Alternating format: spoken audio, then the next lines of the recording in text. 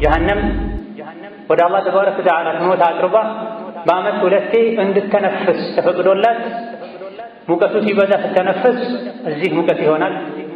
ወደ ቅዝቃዜ ተቀይራ ደግሞ ቅዝቃዜው በዝቶ መተንፈስ ሲፈቀድላት እዚህ ይቀዘቅዛል።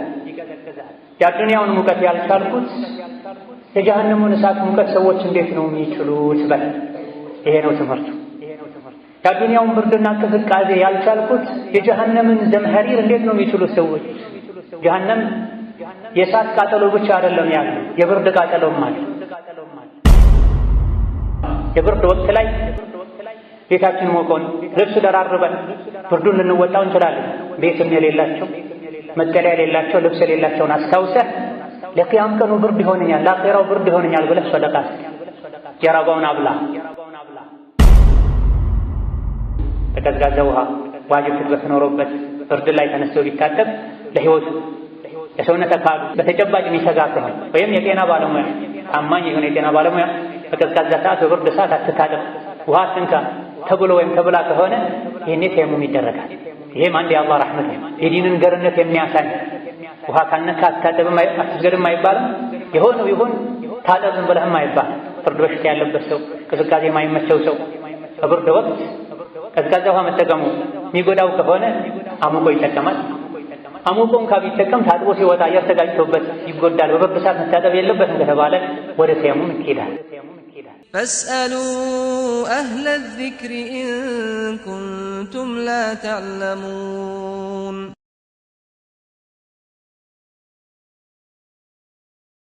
بسم الله الرحمن الرحيم يا الله بارك الله تبارك وتعالى የሚገባውን ፍራቻ ፍሩት። ያዛችሁን ታዘዙ፣ የከለከላችሁን ሙሉ በሙሉ ተከልከሉ። አላህ ተባረከ ወተዓላ በቁድራው ቀንና ሌሊትን በጋና ክረምትን ይቀያይራል። አላህ የሚያደርጋቸው ነገሮች በሙሉ እሳቸው ላይ እሱ የሚያውቀው ሕክማና ጥበብ አለ። እኛም የምናየውና የምናውቀው ምስጢርና ሕክማም ይኖረዋል። ነቢያችን ሰለላሁ ዐለይሂ ወሰለም በነገሩን ሐዲስ ጀሃነም اشتكت إلى ربها ወደ አላህ ስሞታ አቀረበች። አከለ ባዕض ባዕض ከፊሌ ከፊሉን በላ ሙቀቱን አልቻልኩትም ብላ ጀሃነም ራሷ ወደ አላህ ተባረከ ወተዓላ ስሞታ አቀረበች። በዓመት ሁለት ጊዜ መተንፈስ ተፈቀደላት። አንዴ ክረምት ላይ አንዴ በጋ ላይ። ክረምትም ይሁን በጋ ላይ የሚሰማችሁ ሙቀትና ቅዝቃዜ ከዛው ከጀሃነም የመጣ ነው ብለዋል ነብዩ ሰለላሁ ዐለይሂ ወሰለም። ሲመሽ ሲነጋ ብርድ ሲሆን ሙቀት ሲሆን የምናያቸው ነገሮች በሙሉ አኺራን ሊያስታውሱን ይገባል። የአላህን ተባረከ ወተዓላ ቁድራ ኃያልነት በግልጽ የምናይበትና የምንማርበት ሊሆን ይገባል። ወፊ አንፉሲኩም አፈላ ቱብሲሩን ሰማይን ምድርን አታዩም እንዴ? ቀኑን ሌሊቱን አታዩም እንዴ? ወደ ራሳችሁስ ቢሆን አይናችሁን፣ እጃችሁን፣ እግራችሁን እንዴት አድርጎን አላህ የፈጠረው? ከየት ነው የመጣው? ወዴት ነው የሚሄደው? አስተንትኑ ተብለናል። እንድናስተነትን እንድናጠና ቁርአን አዞናል። ስናስተነትን ስናጠና ነው የእኛን ደካማነት ጠፊነት የምናውቅ። ነገ ዱንያን ጥለን እንደምንሄድ አኺራ ክብር ወይም ውርደት እንደሚጠብቀን የምናውቀው የምንረዳው ቆም ብለን ለራሳችን ጊዜ ሰጥተን ስናጠና ራሳችን ስንተሳሰብ። አላህ ተባረከ ወተዓላ እናንተ አማኞች ሆይ አላህን ፍሩ፣ እያንዳንዷ ነፍስ ለነገ ምን እንዳደረገች ልብ ትበል ትመልከት፣ ራሷን ትጠይቅ ብላ። ስለዚህ ክረምት ላይ የብርድ ስሜት ሲሰማን ጀሃነም ልናስታውስ ይገባል። በጋ ላይ ሙቀት ሲሰማን ሲያስቸግረን ሙቀቱ ፀሐዩ በዛ በለን በምላስ ከማውራታችን በፊት መነሻው የት ነው? ምክንያቱ ምንድን ነው? ልንል ኢዕቲባር ልናደርግ ልንማር ይገባል። ጀሃነም ወደ አላህ ተባረከ ወተዓላ ስሞታ አቅርባ በዓመት ሁለቴ እንድትተነፍስ ተፈቅዶላት ሙቀቱ ሲበዛ ስትተነፍስ እዚህ ሙቀት ይሆናል። ወደ ቅዝቃዜ ተቀይራ ደግሞ ቅዝቃዜው በዝቶ መተንፈስ ሲፈቀድላት እዚህ ይቀዘቅዛል። የአዱንያውን ሙቀት ያልቻልኩት የጀሃነሙን እሳት ሙቀት ሰዎች እንዴት ነው የሚችሉት በል። ይሄ ነው ትምህርቱ። የአዱንያውን ብርድና ቅዝቃዜ ያልቻልኩት የጀሃነምን ዘምሐሪር እንዴት ነው የሚችሉት ሰዎች። ጀሃነም የእሳት ቃጠሎ ብቻ አይደለም ያለው፣ የብርድ ቃጠሎም አለ። ዘምሀሪር የሚባል ብርድ አለላቸው ሰውነትን የሚለበልብ። እዚህ በክረምት ጊዜ የሚሰማን ብርድ ከዛ የመጣ የአዱንያውን ብርድ ማሞቂያ በመክፈት በሮችን በመዘጋጋት ልብስ በመደራረብ ብርዱን መከላከል እንችላለን። ሙቀቱንም እንደዚሁ ማቀዝቀዣ በመክፈት ንፋስ ያለበት ቦታ ላይ በመሆን ልብስ በመቀነስ ልንወጣው እንችላለን። የጀሃነሙ ሲሆን ግን ከላይ ከታች የታፈነ የተዘጋ እንፋሎትም አይወጣም ንፋስም አይገባም። ዐለይሂም ናሩን ሙእሰደ ማለት ይሄ ነው ትርጉም። አንቢባዮች፣ አታላዮች፣ አመፀኞች እነሱ ላይ የተዘጋ ጀሃነም አለላቸው ብለው ላያቸው ላይ ይዘጋል፣ መውጣትም አይችሉ። ከዙሪያችን የምናያቸው ነገሮች በሙሉ አኼራን ሊያስታውሱ ለአኼራ ልንዘጋጅ ይገባል። በሁሉም ወቅት ላይ ከወቅቱ ጋር የሚሄድ ያስፈልጋል የሚባልን ዒባዳ ለማድረግም ሊያነሳሳን ይገባል። የብርድ ወቅት ላይ ቤታችን ሞቆን ልብስ ደራርበን ብርዱን ልንወጣው እንችላለን። ቤትም የሌላቸው መጠለያ የሌላቸው ልብስ የሌላቸውን አስታውሰህ ለቂያም ቀኑ ብርድ ይሆነኛል ለአኼራው ብርድ ይሆነኛል ብለህ ሰደቃ ስጥ። የራባውን አብላ። ክረምት ላይ በጋ ላይ የቀንና የሌሊት ሰዓት ርዝመቱ ይለያያል። የሆነ ጊዜ ላይ ሌሊቱ ሲረዝም በቂ እንቅልፍ ካገኘህ በኋላ ተነስተህ ስገድ ለአኼራ። የሆነ ጊዜ ላይ የሆነ ወቅት ላይ ቀኑ ሲያጥር ጥሩ አጋጣሚ ነው ጾም ላብዛህ። ዱንያ ሱቅ ናት። ለአኼራ የሚሆነን ቀለብ እንሸምትባት። ዱንያ ላይ አንድ ሰው ስራዬ ብሎ ንግድ ከያዘ የሚችለውን ሁሉ ተጠቅሞ ለማትረፍ እንደሚጥረው ሁሉ ዱንያ ላይ እስካለን ድረስ ወደ አላህ ተባረከ ወተዓላ ወደ አኼራ በምናደርገው ጉዞ ላይ ስኬታማ የሚያደርገንን ትርፋማ የሚያደርገን ነገር ሁሉ ልናደርግ ይገባል። ደቂቃዎች ለሰዓቶች፣ ሰዓቶች ለቀኖች፣ ቀኖች ለሳምንቶች፣ ሳምንቶች ለወሮች፣ ወሮች ለዓመቶች ያቀባበሉ የሆነ ጊዜ ላይ የዱንያ ቆይታችን ተጠናቆ ወደ አኼራ እንሄዳለን። የማይቀር ማን ቀረ እስከዛሬ? ማን ዘውታሪ ሆነ? ዱንያ ላይ አምባገነን የነበሩ መጥፎ የነበሩ ሄደዋል። ጥሩዎችም ደጎችም ሄደዋል። በየዓመቱ በየወሩ በየሳምንቱ በየቀኑ ራሳችንን ከፈተሸን የአኼራ ህይወታችን ያማረ ይሆናል። የዱንያ ቆይታችን ጠቃሚ ይሆናል። ምንም አናስብ ምንም አናውቅ ከሆነ ዓላማችን መብላት፣ መጠጣት፣ ልብስ መቀየር፣ ሲደክመን መሞት ብቻ የሚመስለን ከሆነ ተሳስተናል። እዚሁ ሞተናል ሳንሞት በፊት። የተፈጠርነው ለዚህ አይደለም። አያሕሰቡ ልኢንሳኑ አን ዩትረከ ሱዳ። የሰው ልጅ ልቅ ተደርጎ ሊተው ይፈልጋል እንዴ? ይሄን ብላ ይሄን አትብላ፣ ይሄን ልበስ ይሄን አትልበስ ሳይባል ሳይታዘዝ ሳይከለከል እንደዚህ ማሰቡ ስህተት ጫወታ ነው የሚሆነው። አላህ አይጫወትም ነው። ምንም ሳናቀው ድፍን ዓመት ሸኝተናል። ከሁለት ከሶስት ቀን በኋላ ሙሐረም ይገባል።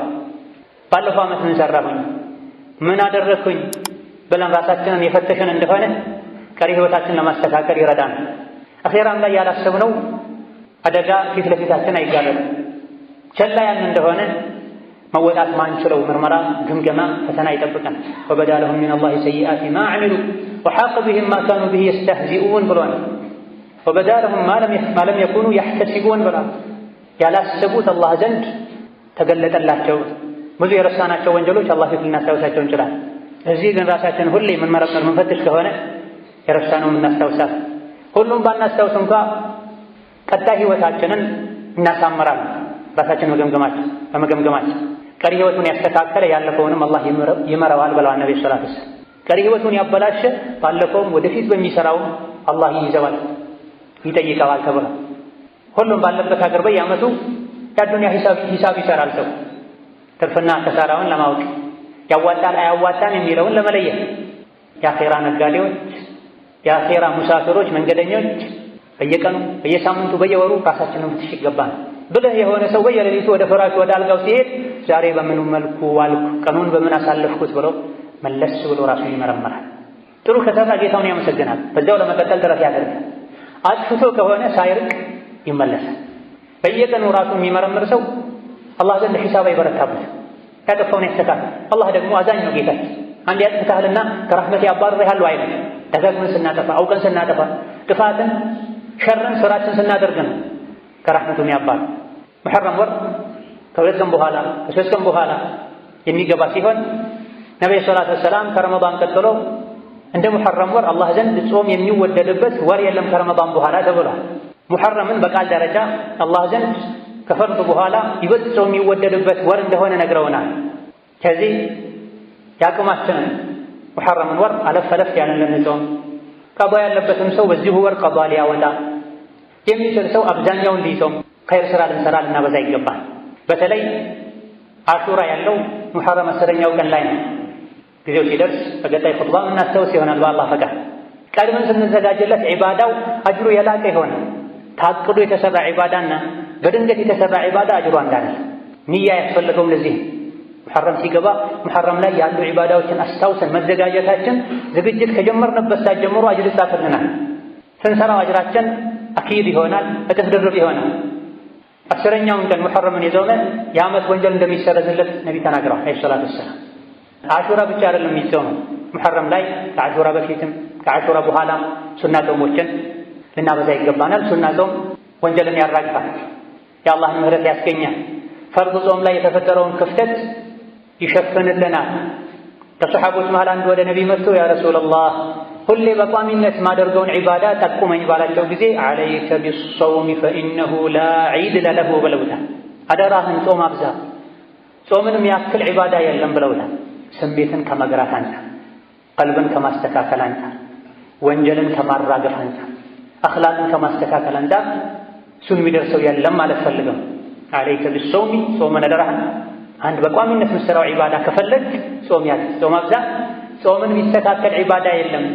ስሜትን ከመግራት ከማስተካከል አንጻር፣ ቀልብን ከማጠብ አንጻር፣ አጅር ከማብዛት አንጻር ሙሉ ሰውነታችን ነው የሚጾመው ትክክለኛ ጾም ከጾም ፈቀዳ። ሁሌ ራሳችንን ልንፈትሽ፣ ራሳችንን ልንገመግም፣ ኸይር ስራ ላይ ልንሽቀዳደም ይገባል። ክረምት ላይ ልናውቃቸው የሚገቡ አሕካሞች አሉ። ማንኛውም እኛን ሊገጥመን የሚችል ነገር በሙሉ ራሱን የቻለ ህግ አለ። አስተማሪ ገበያ ስንገባ የሆነ ነገር ሲገጥመን ፊት ለፊታችን ያለውን የገጠመንን ነገር እኛ በመሰለን መልኩ አይደለም ማስኬድ ያለብን። ገበያ የሚገባ ሰው የሚሸጥ የሚነግር ሰው ስለ መሸጥ ስለ መግዛት ቀድሞ አውቆ ሊገባ ይገባዋል። ጾምንም በተመለከተ ይሆን ህጋቶች አሉ። ክረምት ራሱን የቻለ ህግ አለ፣ በጋም ራሱን የቻለ ህግ አለ። ሙቀት ከበዛ በጣም ከፍተኛ ሙቀት ያለባቸው ሀገሮች ላይ ዙህርን ሶላት በወቅቱ ተሰብስቦ መስገድ ካልተቻለ በከፍተኛ ሙቀት ምክንያት ዙህርን ወቅቱን ማዘግየት እንደሚቻል የሚያሳይ ሐዲስ አለ። ፀሐይ ቀዝቀዝ እስኪል ድረስ ማቆየት እንደሚቻል የሚያሳይ ሐዲስ አለ። ክረምትም ላይ እንደዚሁ ጎርፍ በጣም ከበዛ ካስቸገረ መግሪብና ኢሻን በጀማዓ መስገድ ካልተቻለ አንዱ ከሌላኛው ጋር አብሮ መስገድ ይቻላል። በየጊዜው የሚከሰቱ ነገሮች ይበልጥ ዲናችንን እንድናውቅ ሊያደርጉን ይገባል። ልናስተነትን ተፈኩር ልናደርግ ይገባል። ከክረምት ጋር ተያያዥ ከሆኑ ህጋቶች አንዱ ኩፍ ላይ ወይም ካልሲ ላይ የማበስ ህጋቶች ናቸው። ብዙ ሰዎች ብርድ ላይ ካልሲያቸውን አውልቀው እግራቸውን ማጠብ ይከብዳቸው ይችላል። ዲን አልእስላም ገር ዲን፣ የራሕመት ዲን፣ ሰዎች እንዳይቸገሩ የሚፈልግ ዲን ነው። ማ ዩሪዱ ላሁ አን የጅዐለ ዐለይኩም ሚን ሐረጅ፣ ምንም አይነት ችግር እናንተ ላይ እንዲደርስ አላህ አይፈልግም ብላ ወኑየሲሩከ ሊልዩስራ፣ ገር ለሆነችዋ መንገድ እናገራሃለን ብሏቸዋል ነቢና ሰለላሁ ዐለይሂ ወሰለም። ዲን እስላም ራሱን ገር ነው። እኛ በአላህ ካመነን እኛንም ለገሩ መንገድ ገር ያደርገናል። ስሜታችን ስንከተል ከዲን ህግጋት ስንርቅ ነው የእስላም መንገድ ህግጋቱ ከበድ ያሉ መስለው ሊታዩን የሚችሉት። ነቢዩ ሰለላሁ ዐለይሂ ወሰለም ኹፍ ላይ አብሰዋል፣ የእግር መሸፈኛ ላይ።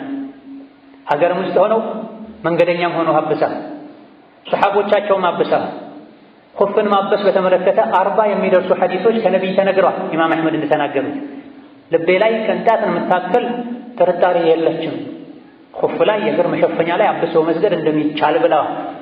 የዓቂዳ የእምነትም ጉዳይ ጭምር ነው። የነቢይን ትክክለኛው መንገድ የሚከተሉ ሰዎች ኹፍ ላይ ማበስ ይቻላል ብለው ያምናሉ ተብሎ የዓቂዳ ነጥቦች ላይ መጽሐፎች ላይ የሚዳሰስም ጉዳይ ጭምር ነው። ነገር ግን ሰው ሲያደርግ ስላየን ብቻ እግራችን ላይ ያለ ጨርቅ ላይ የሆነ ነገር ላይ አብሰን መስገድ አይቻልም። አፈጻጸሙን ህግጋቱን ቀድመን ልናውቅ ይገባል። ለመጀመሪያ ደረጃ ማበስ የሚቻለው ንጹህ ጡሃራ የሆነ መሸፈኛ ላይ ነው። ኹፍ ከቆዳ የተሰራ ለስለስ ያለ ካልሲ መሰል ነገር ነው። በኹፍ ብቻ አይደለም ማበስ የሚቻለው፣ በሌሎችም ሰዎች እግርን ለማሞቅ በሚጠቀሟቸው እንደ ካልሲ ባሉ ነገሮችም ማበስ ይቻላል። አለ ራጂህ ወለዚ ዐለይሂ ጀማሂር አህሊ አልዕልም። አውልቆ ማጠቡ ያስቸግራል፣ ብርድ ይመታኛል ከተባለ ማበሰን አላህ ፈቅዷል። ይህም ችግር ባይኖር መስፈርቱን አሟልቶ ከሆነ ካልሲን ኹፍን ያጠለቁት በየትኛውም ሰዓት ማበስ ይቻላል፣ ለወንድም ለሴት። ነገር ግን መስፈርቱ አንደኛው ጡሃራ መሆን አለበት። ነጃሳ መሆን የለበት።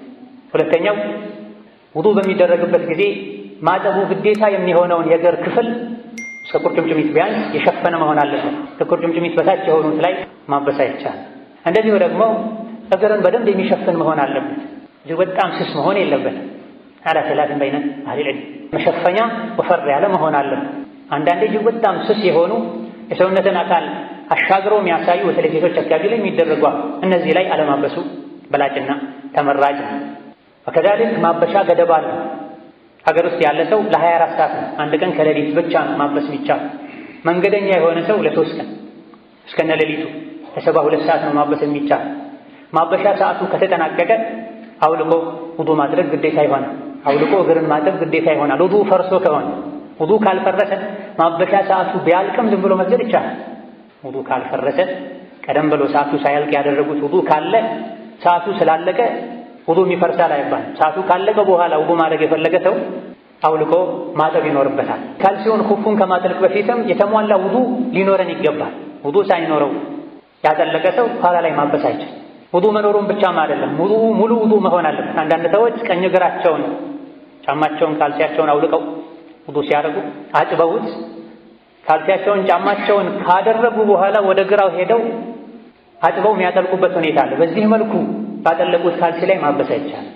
ሁለቱም እግሮች ታጥበው ውዱእ ከተጠናቀቀ በኋላ ነው ካልሲ ወደ ማጥለቅ መኬድ ያለበት። ኋላ ላይ ማበስ ለሚፈልግ ሰው ፈኢኒ አድኸልቱሁማ ዛሂረተይን አልሙጊራ የሚባል ሰው ነቢን ውዱእ ያስደረጋቸው እግራቸው ጋር ሲደርሱ ኩፋቸውን ለማውለቅ ጎንበስ ሲል ተወት አውልቃቸው፣ እኔ ቀደም ሁለቱም እግሮቼ ጧሃራ ከሆኑ ውዱእ አጠናቅቄ ካጠብኳቸው በኋላ ነው ኩፉን ያጠለቅኩት ብለዋል። ሁለት እግሩን አሟልቶ ያጠለቀ ሰው ኋላ ላይ ማበስ አይችልም ማለት። ማበስ ከጀመረ በኋላ ረስቶ ያወለቀ ሰው ድጋሚ ውዱእ ማድረግ ይጠበቅበታል። አልራጅህ እግርን ሳያጥቡ ውዱእ አድርጎ መስገድ እግር ጋር ሲደርሱ ማበስ የተሻለው እግር ስለተሸፈነ ነው።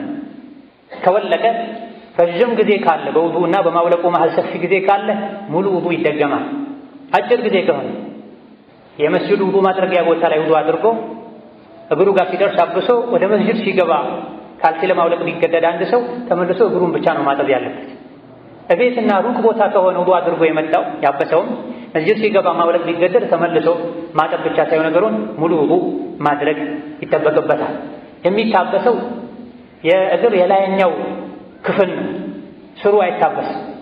ዓሊ ብን አቢ ጣሊብ ረዲየላሁ ዐንሁ ወአርዳህ ዲን በመሰለኝ ቢሆን ሁሉም በራሱ አቅል በራሱ ራእይ ዲንን ማስኬድ የሚችል ቢሆን ኹፍ ላይ ሲታበስ የእግር ስሩ ነበር መታበስ ያለበት። ነገር ግን ነብዩ ሰለላሁ ዐለይሂ ወሰለም ኩፋቸውን እላዩን ብቻ ሲያብሱ አይቻለው ብለው በሚያብሱበት ጊዜ እጅን ውሃ ካስነኩ በኋላ ቀኙን በቀኝ እጅ ላይ መዳፉን ብቻ የእግር የላይኛውን ክፍል ብቻ በዚህ መልኩ አንዴ ማበስ፣ ግራውን በግራ እጅ አንዴ ማበስ በቂ ነው። ሁለቱንም በአንድ ላይ በጋራ ቢያብሱም ችግር የለውም። ቀኙን አስቀድሞ ግራውን ቢያስከትሉ የተሻለ ይሆናል። እነዚህና መሰል የሆኑ የኹፍና የካልሲ ህጋቶች አሉ። አውቀን ከተገበርነው አጅር ያስገኛል። ሳናውቅ መስፈርቱን ሳናሟላ ከተገበርነው ደግሞ አላህ ዘንድ ያስጠይቃል። ጓደኛው ዝም ብሎ መስፈርቱን አሟልቶ ሲያብስ ስላየ ቀደም ሲል የተጠቀሱ መስፈርቶችን ሳያሟላ ዝም ብሎ አብሶ የሚሰግድ ሰው አለ። ጠዋት እንቅልፉ ተነስቶ አጥልቆት ወጣ፣ በእርግጠኝነት እንቅልፍ ሲተኛ ውዱእን ፈቷል። አሊያ ደግሞ ሽንት ቤት ገብቶ ውዱእ ሲያደርግ ወጥቶ ሊሆን ይችላል። ነገር ግን ዙህር ላይ ጓደኛው ሲያብስ ስላየ እንዲማለ እንዴ ብሎ የሚያብስ ሰው አለ። ከዚያ በፊት ያሉ መስፈርቶችን የማያውቅ ማለት ነው። ካልሲውን አድርጎ ሽንት ቤት የገባ ሰው አድርጎ ሽንት ቤት ስለገባ ብቻ ማበሱን አያስቀርም። ነገር ግን ሊነጀስ ይችላል የሚል ስጋት ካለ ይህን ከማድረግ መታቀብ ያስፈልጋል። ሽንት ቤት መግባት፣ መተኛት፣ ኹፍ ላይ ማበሰን እንደማያቋርጥ ነቢይ ነግረውናል። ጀናባ እንጂ ብለዋል ሰሐቦች። ኹፍ ላይ የሚያበስ ሰው ጀናባ ከሆነ ግድ አውልቆ ማጠብ አለ። እዚያ ደረጃ ካልደረሰ ሽንት ቤት መግባት፣ መጸዳጃ ቤት መግባት፣ ካልሲውን አድርጎ መተኛት ማበሱን አያስቀረውም። ሌላው ክረምት ላይ ውዱእ ማድረግ የሚከብዳቸው ሰዎች ሊኖሩ ይችላሉ። በቀዝቃዛ ውሃ ውዱእ ማድረግ የሚፈራ ሰው ካለ፣ በቀዝቃዛ ውሃ ግዴታ የሆነን ትጥበት መታጠብ የሚከብደው ሰው ካለ ወደ ማሞቅ ይሄዳል። አሙቆ መታጠብ እየተቻለ መታጠብ አልቻልኩም ውዱእ ማድረግ አልቻልኩም ተብሎ አይቀርም። አሙቆ መጠቀም የማይችል ሰው ወደ ተየሙም መሄድ ይችላል። በቀዝቃዛ ውሃ ዋጅብ ትጥበት ኖሮበት ብርድ ላይ ተነስቶ ቢታጠብ ለሕይወቱ የሰውነት አካሉ በተጨባጭ የሚሰጋ ከሆነ ወይም የጤና ባለሙያ ታማኝ የሆነ የጤና ባለሙያ በቀዝቃዛ ሰዓት በብርድ ሰዓት አትታጠብ ውሃ አትንካ ተብሎ ወይም ተብላ ከሆነ ይሄኔ ተየሙም ይደረጋል። ይሄም አንድ የአላህ ረሕመት ነው፣ የዲንን ገርነት የሚያሳይ ውሃ ካልነካ አትታጠብም አትስገድም አይባልም። የሆነው ይሁን ታጠብ ዝም ብለህም አይባልም። ብርድ በሽታ ያለበት ሰው ቅዝቃዜ የማይመቸው ሰው በብርድ ወቅት ቀዝቃዛ ውሃ መጠቀሙ የሚጎዳው ከሆነ አሙቆ ይጠቀማል። አሙቆን ቢጠቀም ታጥቦ ሲወጣ አየር ተጋጭቶበት ይጎዳል። በብርድ ሰዓት መታጠብ የለበትም ከተባለ ወደ ተየሙም ይሄዳል። ተየሙም ራሱን የቻለ ህግ አለ። ያን ልናውቅ የምናደርገውን ነገር ሁሉ እውቀት ላይ የተመሰረተ ልናደርግ ይገባል። ብርዱን ተቋቁሞ በቅዝቃዜ ሰዓት መታጠብ ከሌላ ጊዜ የተሻለ አጅር ይኖራል። በብርድ ጊዜ ብርዱን ተቋቁሞ መታጠብ ግዴታ ትበተን ቅዝቃዜውን ተቋቁሞ ውዱእ ማድረግ ከሌላ ጊዜ የተሻለ ምንዳ ይኖራል።